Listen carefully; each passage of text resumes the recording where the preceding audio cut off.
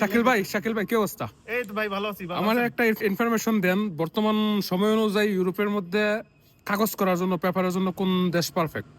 আচ্ছা, খুবই গুরুত্বপূর্ণ একটা কোয়েশ্চেন করছেন।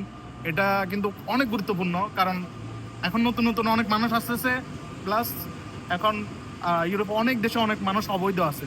তারা মানে বুঝতেছে না কোন দেশে যাইলে সুইটেবল হবে। সবার কিন্তু কার্ড দরকার, ইউরোপে কার্ড ছাড়া আপনি অচল, ঠিক আছে? এখন ইউরোপে বর্তমানে একমাত্র দেশ হচ্ছে স্পেন, যারা 2 বছরে কার্ড দিচ্ছে। ইভেন কি ওই কার্ড দিয়ে আপনারা কাজ করতে পারবেন, আপনারা ফ্যামিলিও নিয়ে আসতে পারবেন, ঠিক আছে? দেশেও যেতে পারবেন। তো 2 বছরে আপনারা স্পেনে কার্ড পেয়ে যাচ্ছেন। আপনাদের জন্য একবারে যারা নতুন এসছে, যারা মানে হতাশ হয়ে গেছে, কার্ড বানাইতে পারতেছে না, ইউরোপে কার্ড ছাড়া কিছু করতে পারতেছে না, তাদের জন্য একমাত্র দেশ হচ্ছে স্পেন।